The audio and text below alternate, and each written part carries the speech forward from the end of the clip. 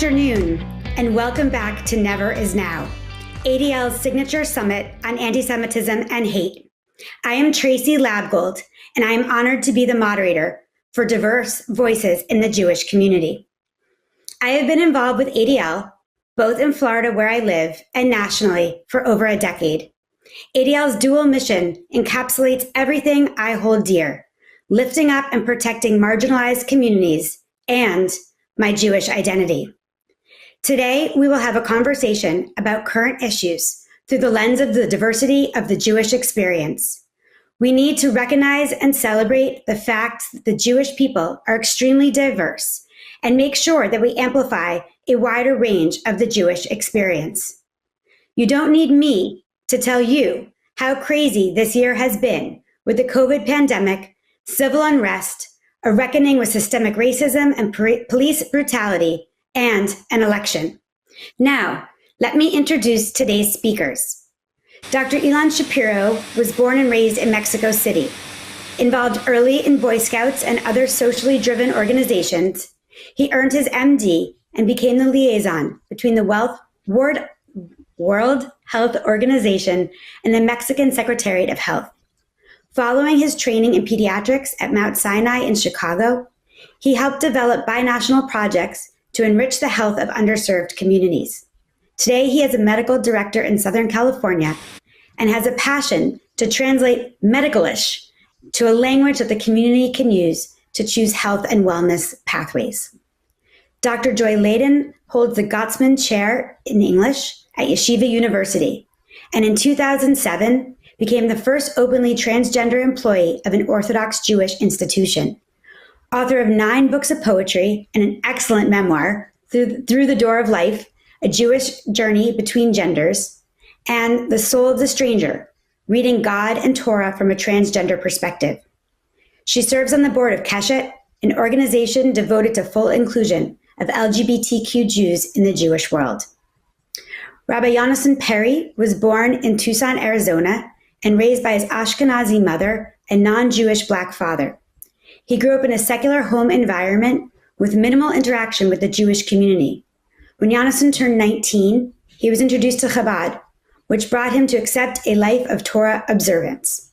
After growing closer to Judaism, Yonason spent several years in Morristown, New Jersey, pursuing Torah studies at the Lubavitch Yeshiva there.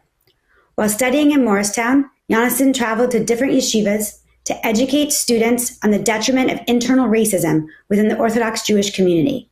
Today, he lives in Los Angeles and is a rabbi. Before we engage in conversation, let's begin by listening to Rabbi Angela Buchdahl's opening to her Yom Kippur sermon. Are you Jewish? Are you Jewish? Are you Jewish? Are you Jewish?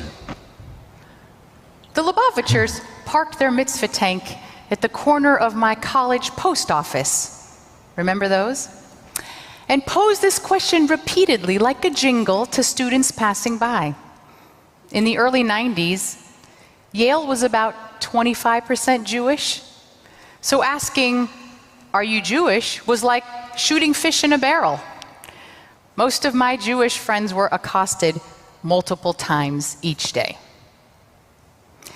But not one time in 4 years did they ever ask me. I would have liked some free Shabbat candles, or to sit in their makeshift sukkah, or to have been acknowledged even once as a member of the tribe. And the Orthodox weren't the only ones who didn't recognize me as Jewish. I led the Reform Minyan. I chanted Torah. I read the entire liturgy in Hebrew, all while wearing a tallis. But inevitably, someone would come up afterward and ask, "Are you Jewish?" I know what you're thinking, but Rabbi, surely you understand there's a Jewish look, and you don't exactly have it. Jews are a people with Jewish last names, Jewish features. We even have our own genetic diseases. Yes, I did understand what the Jewish community was telling me. that Jewish peoplehood was akin to a race, something immutable and hereditary, an exclusive club you had to be born into. And even though I had a Jewish father, with this face, I would never really be Jewish. Jewish peoplehood is powerful and real, but too often we misunderstand what that means. So tonight, I want to debunk some of the myths around Jewish peoplehood. Beginning with, first, we Jews are not a race.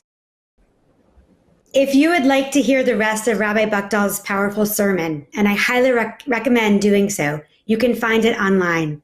But we thought her opening very nicely set the stage for our discussion. So let's start with asking our esteemed panelists this. Imagine you are sitting around your Rosh Hashanah table for dinner 3 years from now, and you are asked, what was 2020 like for you? Dr. Shapiro, will you go first? Gladly. I will be sitting with my kids. They will be 13, actually bat mitzvah for my daughter, 12-ish, and my son. And I will be singing a lot of the stuff and being grateful that with all the COVID stuff that we had and all the problems that we had, we were more united. And we actually tried to make sure that we amplify and help anybody that was around us, starting with us. We need to start making sure that our health is good, our soul is good, and after that, making sure that we help the community around us, no matter where we are. That I think that's kind of the feeling that I will have in 3 years. Thank you. And Joy.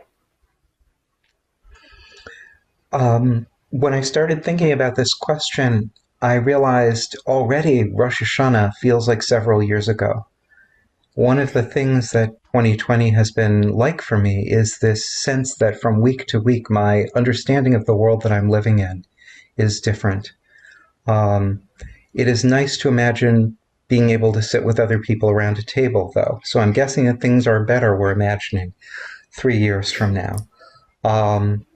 I think that I'm hoping from that vantage point, I'll look back and I'll realize that 2020 was a year when the precarity that we're supposed to make ourselves feel around the high holidays, the sense that our lives hang in the balance, that our world hangs in the balance, that each of our actions has power to repair the world, power to break the world further. To me, that stopped being something to do at a particular season, stopped being metaphorical, and started feeling literal.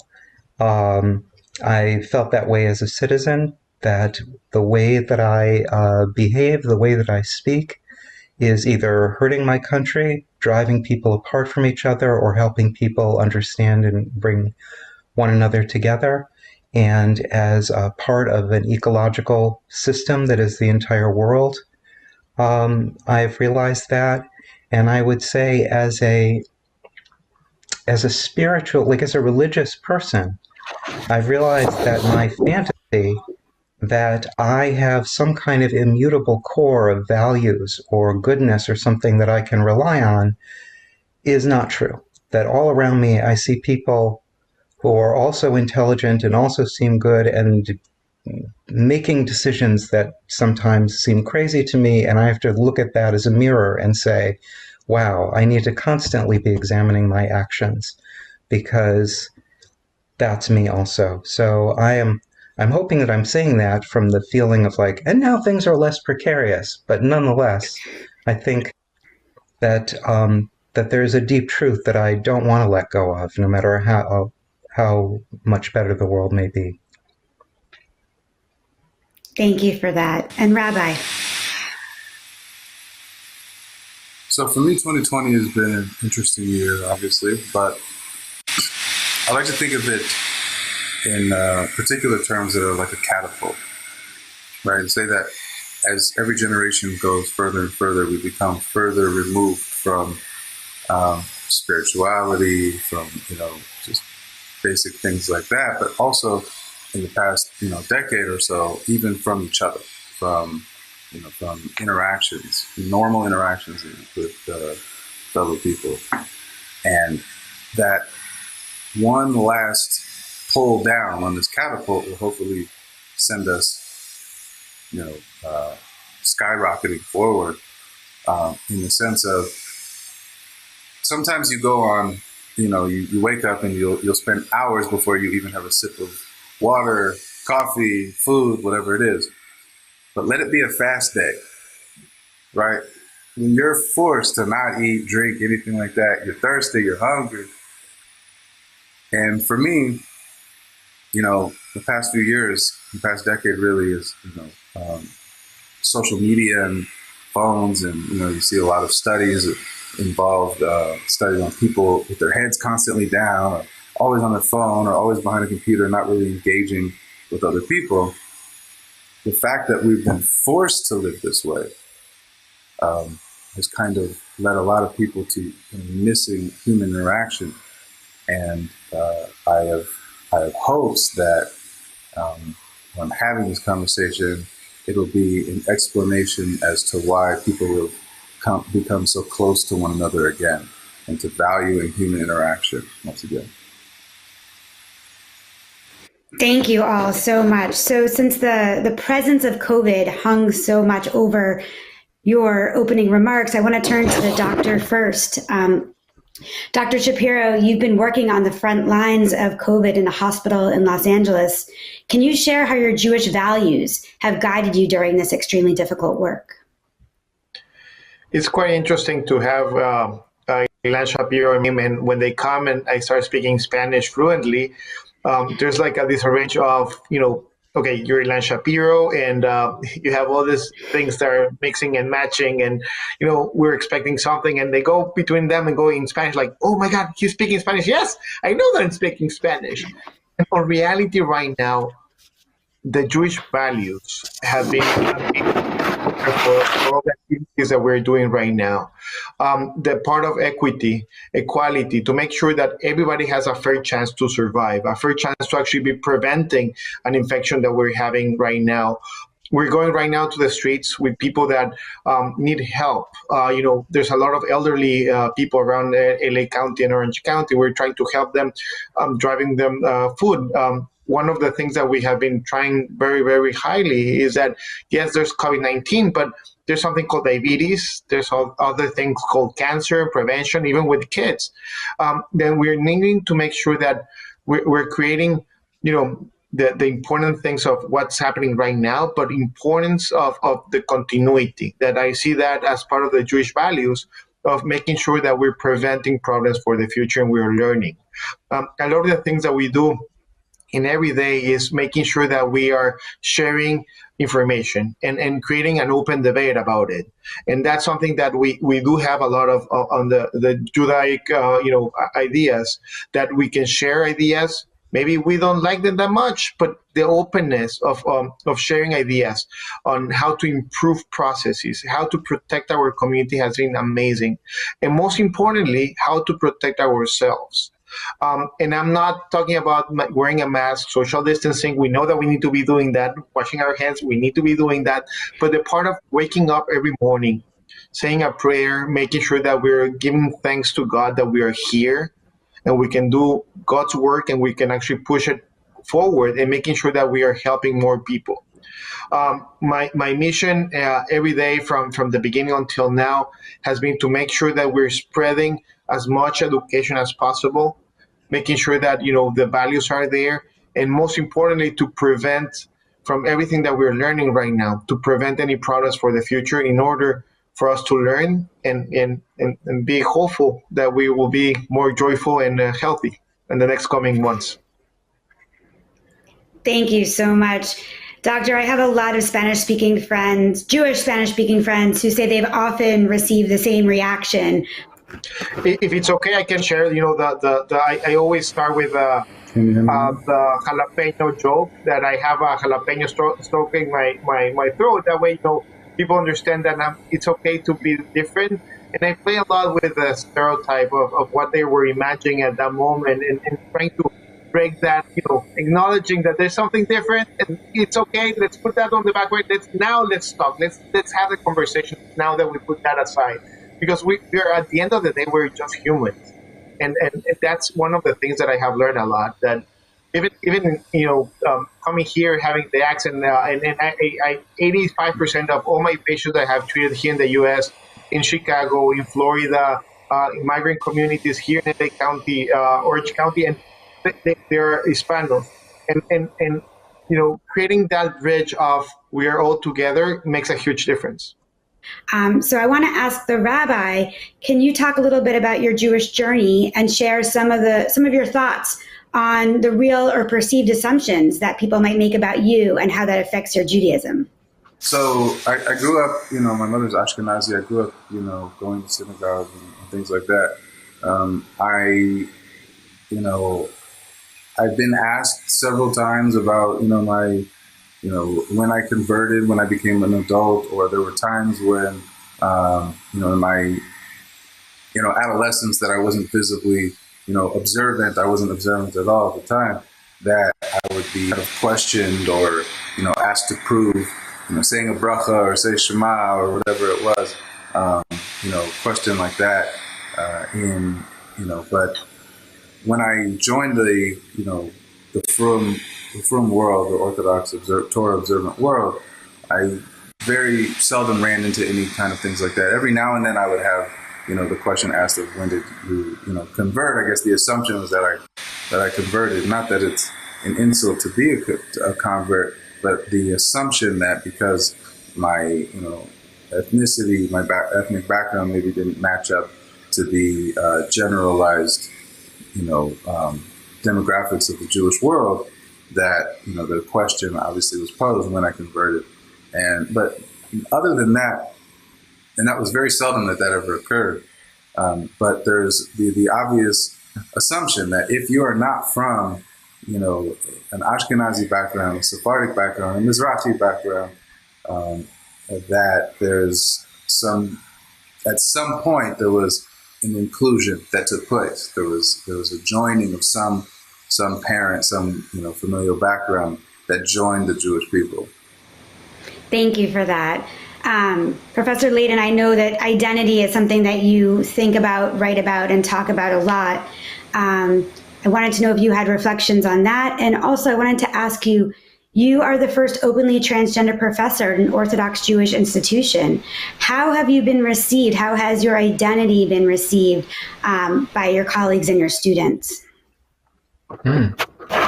Those are two very different kinds of questions. I just want to be clear, I'm not the first transgender employee of an Orthodox institution, but I do believe I'm the first openly transgender employee.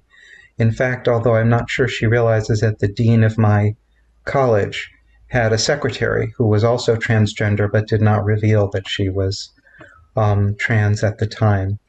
And so one of the things that is clear is that it makes a difference when you ask a question like this: do people seem visibly different or do they not seem visibly different?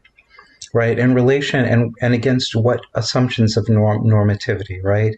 If we're in an Ashka normative context, that's certainly what I grew up in.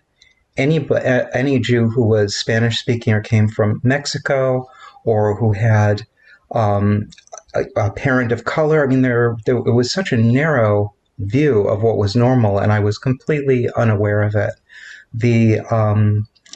The way that trans people are looked at is against assumptions of gender normativity, and that sounds very abstract. Normativity is just like, what are people used to? When people think about who's us, what are the ingredients that go into recognizing who's us? It's a question that children have to learn. Who's part of my family? Who's not part of my family? It's the way that we understand who we are is by recognizing who are the people who help us be who we are. Those are the people who are us, and who are the people who are strangers. They're other people. They may be floating around, but they're not connected to us as intimately. when you have differences, and I'm saying when you have differences, when I am confronted with people who are different in ways that sort of fry my circuits of what's normal, I find it hard to recognize what the doctor was talking about, which is that common humanity, that common denominator of, well, there's a way in which we're all us. And I remind myself that that's often the way people respond to me. So one of the things is that there are people at my institution and people everywhere who look at somebody like me and they're like, no, that is not the way I understand humanity. Humanity doesn't have a slot for somebody who is like you in terms of maleness and femaleness and gender. And there are other people who are just like, you know what, we don't know what to do with you, but we'd rather ignore it. And what I found that really transformed me at Yeshiva University is that some of my students took a third option. They said, when we look at you, we don't understand. Our tradition doesn't teach us what a person like you is. We don't understand what's going on. One of my students wrote me and she said, but it teaches us a lot about how to respond to people in pain. And I know you must have been in a lot of pain to be doing what you're doing, to be making this transition. And it was like scales fell from my eyes. And I was like, oh, Orthodox tradition, this core halachic Jewish tradition, does teach people how to respond to ways of being human that are completely unfamiliar. It says ignore the difference and look for the humanity. And that's not a modern or secular idea. That's an idea that is deeply embedded in values of Gemilut Chasadim, of Rahmanes, core Jewish and halachic values. And when I realized that, I realized, wow, my Orthodox Jewish students are teaching me to be not only a better Jew, but also a better person, a better queer person. Because if I'm going around freaking people out, presenting in ways that they don't understand, I need to be up my game in terms of responding to other people who are different in ways that I don't understand. And my students have shown me how to do that. Thank you. I really appreciate the uplifting look on that. I'm going to change the conversation a little bit. We have a lot to cover in a short amount of time. I wanted to go back to the doctor. And as a Mexican immigrant, have you seen or experienced anti-immigrant comments or xenophobia? And how do you respond to them? It's quite interesting because we started in Chicago as the first initial place that we were living at, and after that we moved to Florida. In Florida, we were on the west part of it, and it's not Miami, it's not Boca, it's not Orlando. It's actually real Florida. And when we had a lot of we started having a transitional part of different things happening in the U.S. and a lot of people were like, "Well, you're different. You're not like them. You're a different Mexican," and that took me far away from what I started with. When I was young, you're a different Jew. You're a different person. And then, I started having this conflict that I thought that I already resolved in my life. There's a lot of questions regarding Judaism, the culture, a lot of things on the table, the religion. And when they were asking me there is that we still do not, and I love how Joy actually put it in words, we still don't understand why we're hearing so much of things, and we are hearing them, but we do not truly understand them, and we want the 1 minute answer of what you are. And you're different because, I have been living with you the past 5 years, and, you're part of our company, you're part of this, we're part of that. But the people that actually do not know, those are the devil ones, and you're different. Then I have heard that many times in many forums. A lot of times, it's opening the door on, the same way that, there's good people and bad people. You can choose, and you can fill the, fill the blank. There are, people that like telephones. There are, and you can actually do exactly the same thing for absolutely everything. And when I scale down the conversation on that and tell them, there's much to be talked, and instead of, at the beginning I was like very defensive and making sure that I stood my ground and making sure that I made a point out of it. On reality, it took a lot of energy, but right now I opened the doors and we're like, okay, let's talk about it. You're pointing out that there's a difference here. Let's talk about the difference. Let's see what we have. And a lot of the times they understood the point of being on going back to stereotypes, going back to whatever I had for 1 minute, whatever I read on Instagram, whatever I read in a social media account, that it was not even true.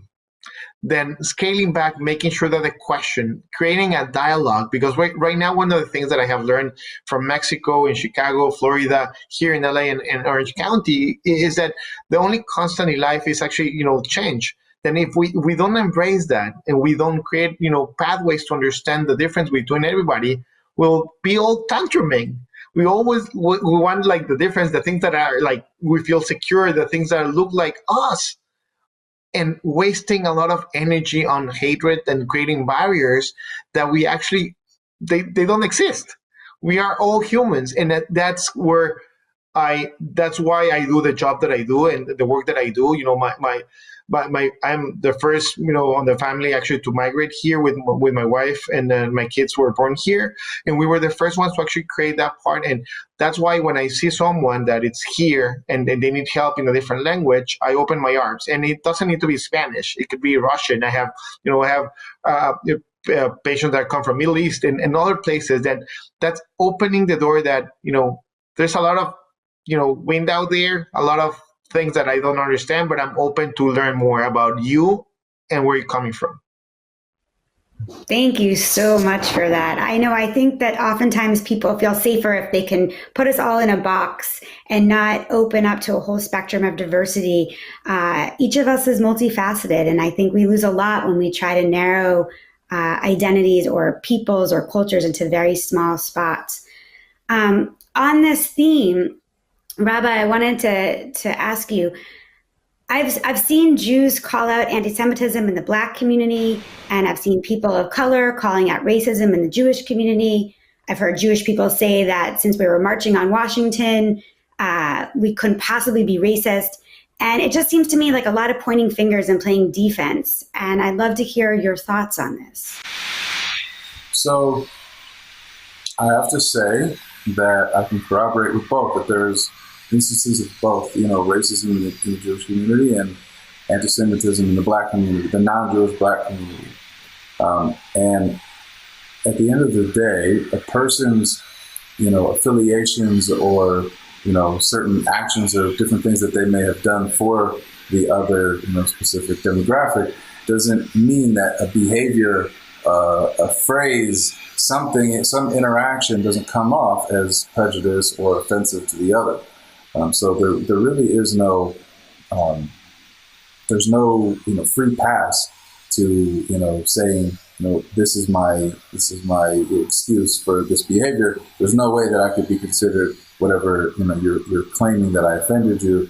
And so I think in reality, you have two very, oppressed people, two people with a long history of hatred and different things like that. But the nature of the oppression, the nature of the hatred, the nature of the interaction with people outside of their respective demographics is vastly different. And I use this example that if you had several people, coming to a support group for victims or trauma, say post-traumatic stress disorder, it would be just in poor taste to respond to somebody else's story of their hate, their hurt, or their oppression, whatever it was that they went through, to respond with, what ifs, or, but what about mine? And I see that constantly from both groups, to be honest. And particularly with everything that, Black Lives Matter, for example, is not a new organization, but there's, with George Floyd, this has been a different caliber of reaction, Baruch Hashem. And as a result, with the quarantine and everything kind of keeping people inside, keeping people, more forced to engage through social media, there's a lot of bravery that comes along with being behind the screen or being in a WhatsApp chat and not having to actually converse with people in person. So it's given people the ability to learn a lot about others and the ability to learn a lot about themselves, about ourselves. And so I think what's important is that we stress compassion. The only answer to everything is compassion. Everybody has their thing that they go through. And if you're dealing with somebody in person, you don't respond the way that you do, the way that we do when we think of being in separate demographics as an entire identity. We take offense if you discuss it, an entire identity with a broad stroke, as opposed to offering new information. This year, I've kind of taken it upon myself to address people who with differing points of view or perspective, with the sense of this person doesn't have all of the information. Let me calmly and respectfully educate them and hopefully make a change that way, as opposed to just engaging in friction or in oppression Olympics. So I think compassion and education is the key to change, to effective change. Thank you so much. I have a number of more questions, but some are beginning to come in from the audience. Before I turn to the audience questions, Dr. Shapiro or Joy, did either one of you wanted to respond to what the rabbi just said? I just wanted to say that I noticed something in common between what the rabbi was saying and what Dr. Shapiro were saying, which is something that I've learned, and that is that when people experience anxiety and feel overwhelmed, and that happens when people are confronted with kinds of difference we don't understand. In the United States, it often happens when white people are, thinking at all about racism and the history of racism, structural oppression, the suffering of Black people. That's often immediately overwhelming. We don't have the resources for it. It happens when, some responses to trans people in traditional religious communities. There are a lot of ways in which differences provoke anxiety and a feeling of being overwhelmed. And one of the defense mechanisms that people have that the rabbi and the doctor were referring to is that when we're overwhelmed, we simplify. We fall back on binaries to simplify things. Human beings don't fit into any particular neat categories. We're always changing and moving around, and we're complicated. And in fact, people are offended if you say, "Oh, you're just a this." Like those are fighting words. But when we become anxious, we want to know who's us and who's them, who's white and who's Black, who's Jewish and who's not Jewish. And along with that oversimplification of humanity and reductivism, we often feel like this is a zero-sum game, as the rabbi said. It's like, well, it's either your suffering or my suffering. It's your history or my history. There isn't enough empathy or attention or understanding to go around. And I love that metaphor of the trauma support group. Imagine what a disaster it would be to say, look, only one person can be traumatized here, and it's me. So the rest of you have to shut up. As opposed to, we're all here to recognize other people's trauma and to realize our own wholeness. Like, I'm traumatized, but when you're talking, I can draw on my reservoirs of strength and compassion. And that's healing for me, just as it's healing for me when you do that for me. So when we're anxious or overwhelmed, it's very hard for us to respond in those kinds of ways because we simplify, we put people into binary categories and feel like there's this zero-sum tug of war going on. And so what I found a good first step is to try to make gestures of understanding when you can, because I get scared, I respond this way, but when I can, if I can reduce somebody else's anxiety, I can sometimes get us both out of these kinds of reductive traps. Thank you for that. I have a friend who has on her Facebook page a picture of a pie, and it says equality is not pie. If there's less of some for you because I ate more than my share. And I always think it's an oversimplification, but it's a way to look at it. Exactly like you said, we're not taking away from anyone else if we on our own. The question from the audience is, how would you like to be treated by others? For example, and I think it goes to all three of you. For example, would you prefer to have others acknowledge your difference or have others interact with you with quote unquote blindness?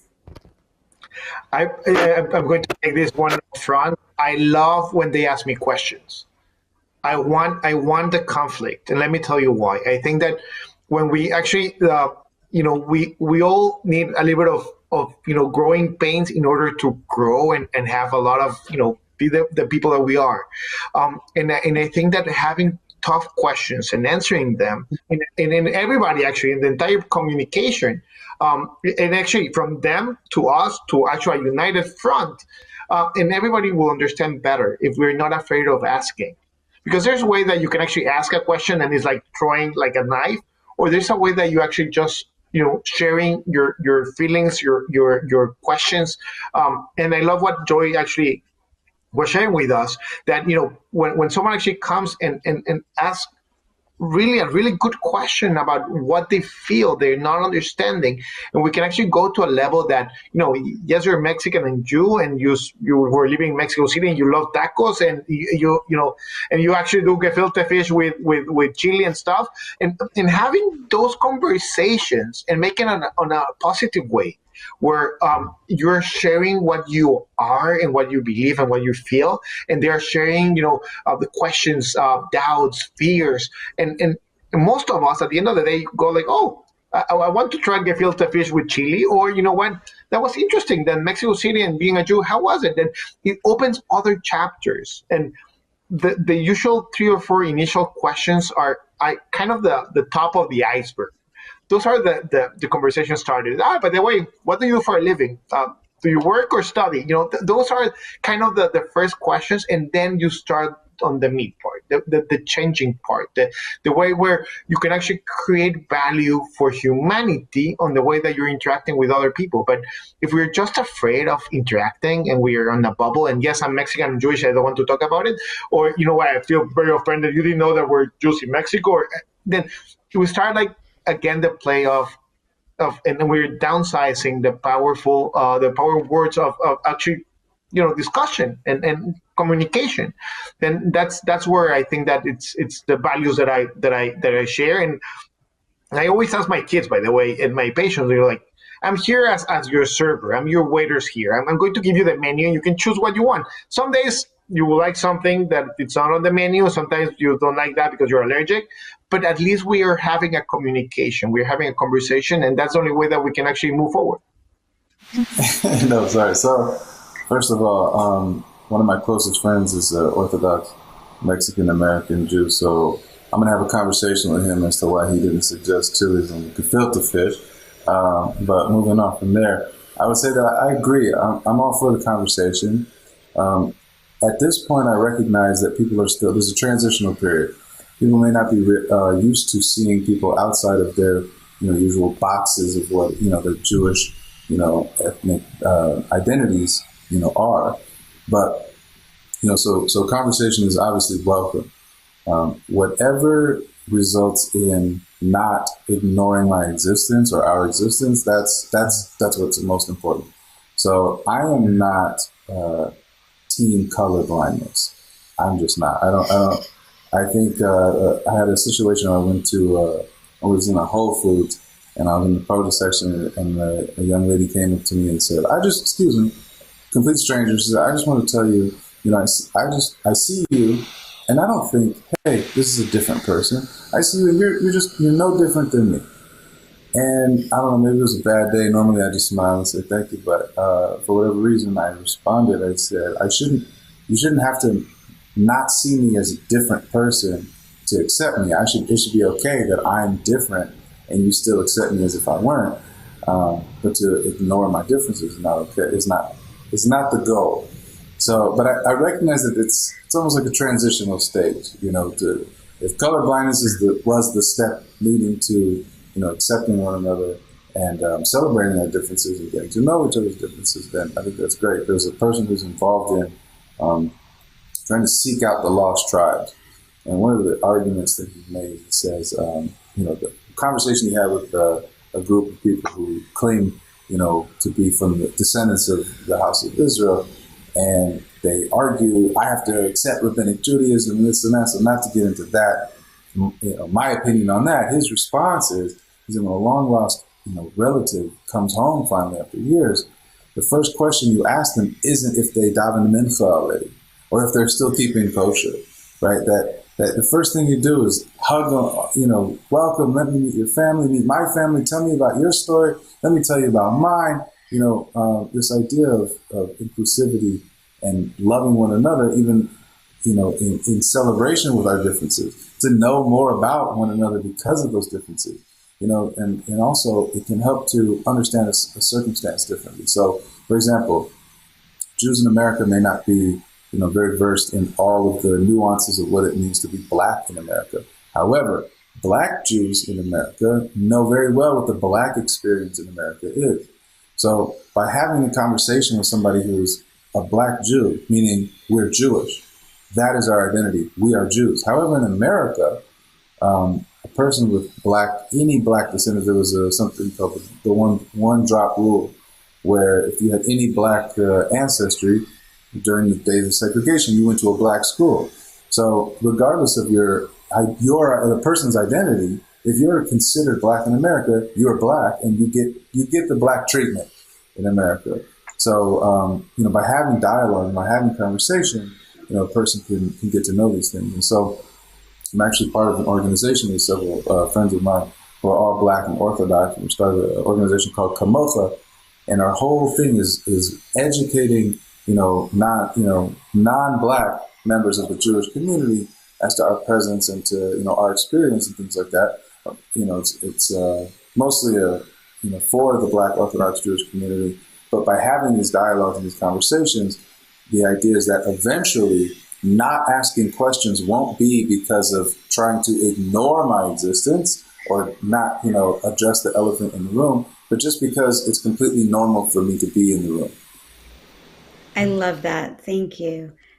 Joy, you had wanted to say?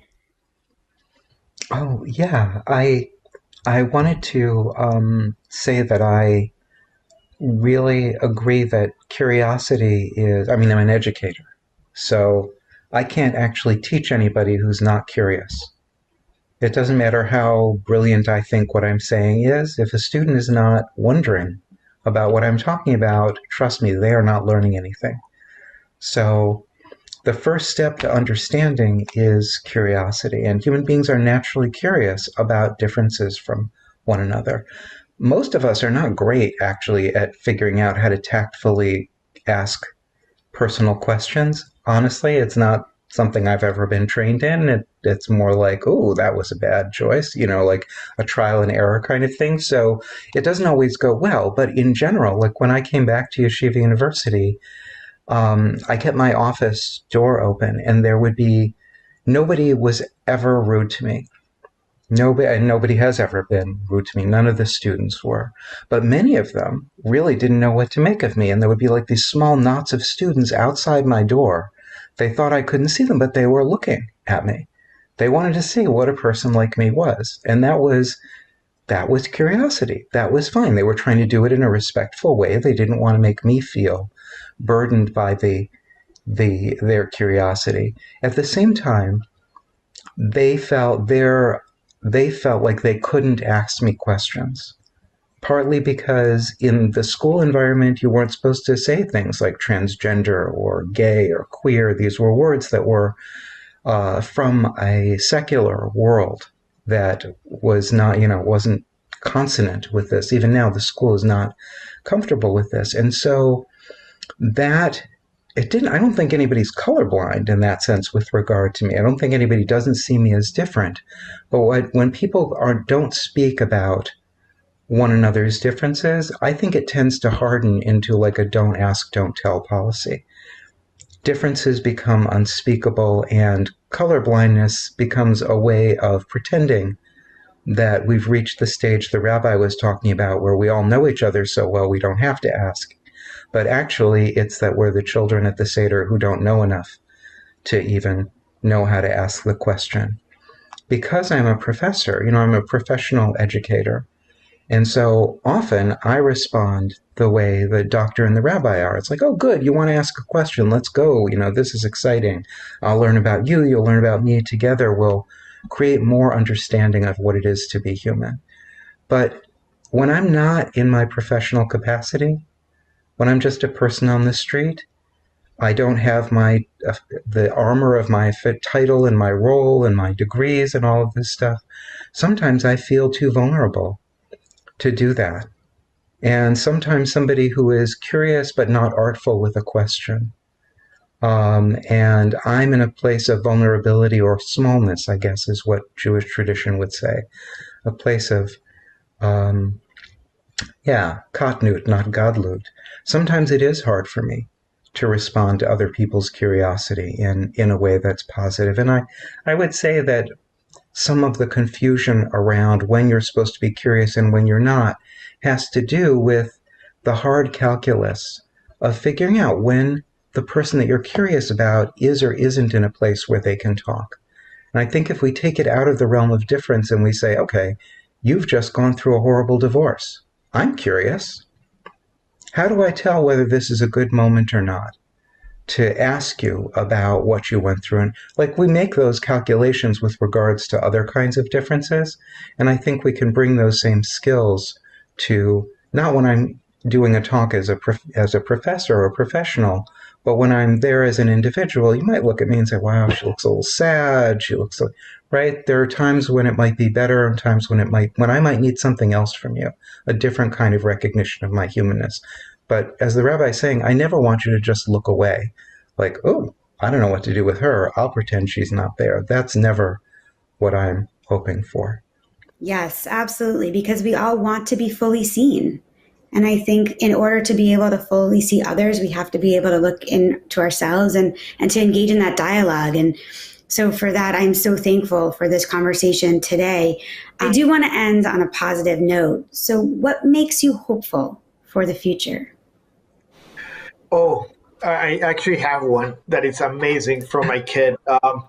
We were watching a movie, and there's this scene on a beautiful lady. She's different color than the boyfriend, and the family completely disgrace her completely.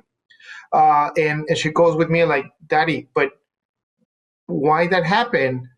And I was going to do the whole spiel regarding what I think, and I asked her, what do you think that happened? Like, I think that they didn't like her hair because it was a little bit messy.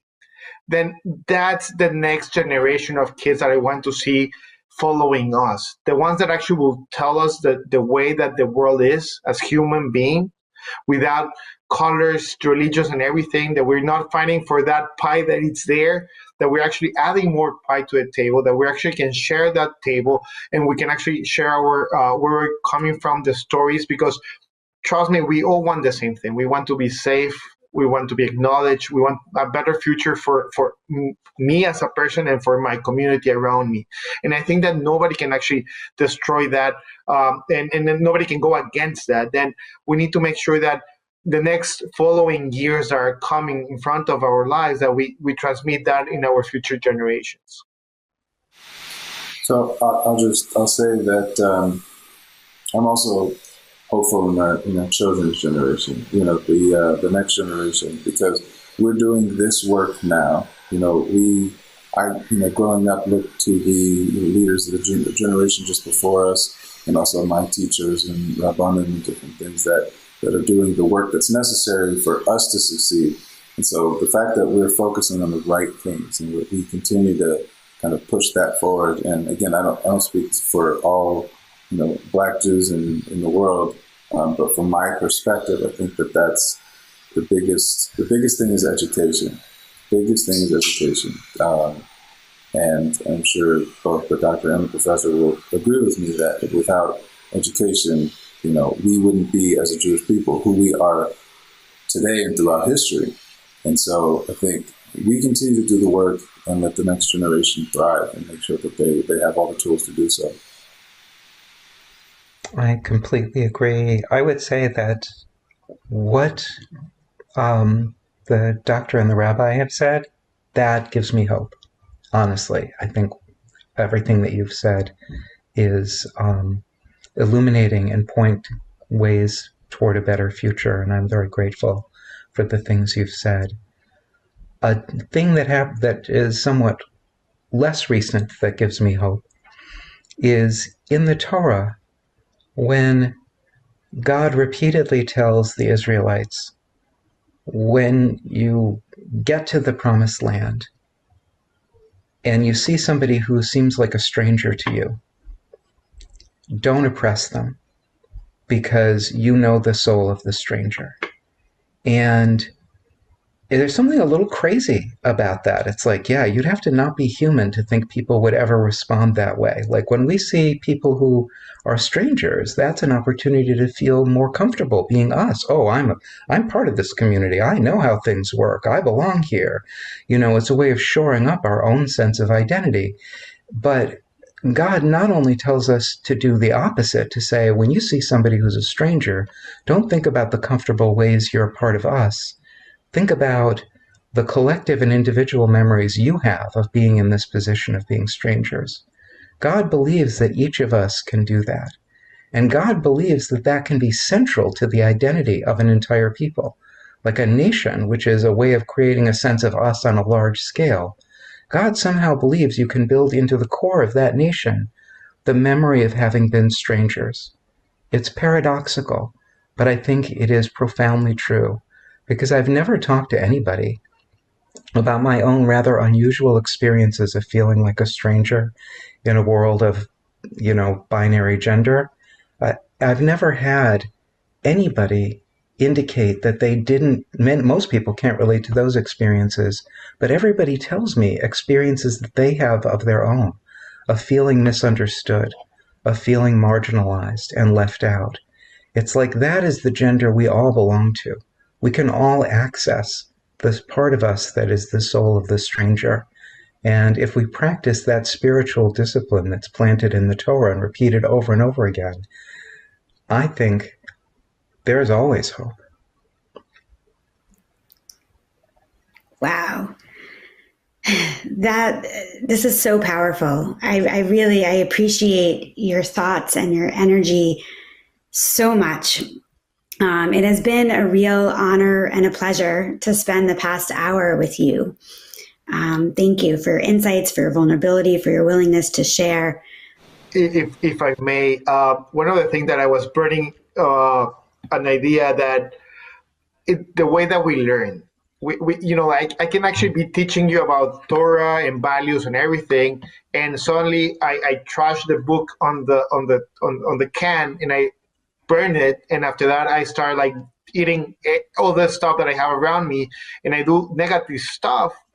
The teaching will be more on the actions that I actually creating on my community and the way that kids are actually learning than us as a community, as the adults of the community. And that could be a kid, that could be an adult for an adult. The point is that at the moment that we're teaching right now, we need to be teaching with action. We need to actually teach our kids, future generations, and actually our entire community, no matter where they are, with action. With a positive change. We are here. We want to have a dialogue, and the Rabbi and Joy actually made very clear in my mind that it's not about their suffering, my suffering, or they're the victims or I'm the victim. Is that we all want the same thing. We need to start creating that bridge, because it's not the African, the African American story or the Jewish story or the Mexican story or the Hispano story. It's the story. And that's actually what makes us all powerful, the diversity that we have here. And that's what I hope that we can teach with action to our future generations. No, just to end my thoughts on, again, reiterating the idea of compassion. That Rambam says that anybody who does not live with midas chasadim and is kind to others and treats people fairly, that we question their yifus, we question their lineage, because that's one of the fundamental identifying characteristic traits of being a Jew. And if we're supposed to be, or L'goyim, a light to the nations, that's what we lead with. If that's our characteristic, our identifying characteristic trait, is to be compassionate, then that's what we need to lead with. And hopefully everybody else will follow suit, but it's up to us to lead the way. I hope that you, Rabbi, won't feel that I'm misquoting here, because when Dr. Shapiro was talking, I was thinking about these many stories of the Baal Shem Tov, who would teach by telling a story. And when people would walk by, they'd catch a bit of the story and they would be rooted to the spot. Not because of a magical power, but because it seemed to them that the story he was telling was the story of their lives.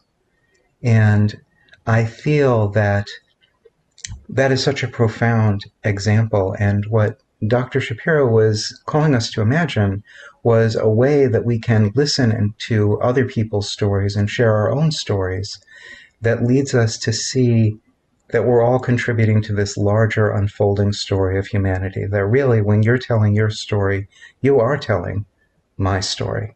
You're enabling me to understand the story of my life by understanding, not by erasing your difference or saying you're just like me, but by understanding you, the story of my life is growing. Thank you. That was beautiful. So on that note, I think it's important to remember B'Tselem Elohim too. God knows what God is doing, and we are all created in God's image, and therefore each of us showed up just the way we were supposed to be. And we need to look in our hearts and find love for everyone in their embodiment of who they are truly meant to be. This has been an incredible hour. I am so grateful for your time. Thank you so much. Thank you, Tracy. Thank you, both of you.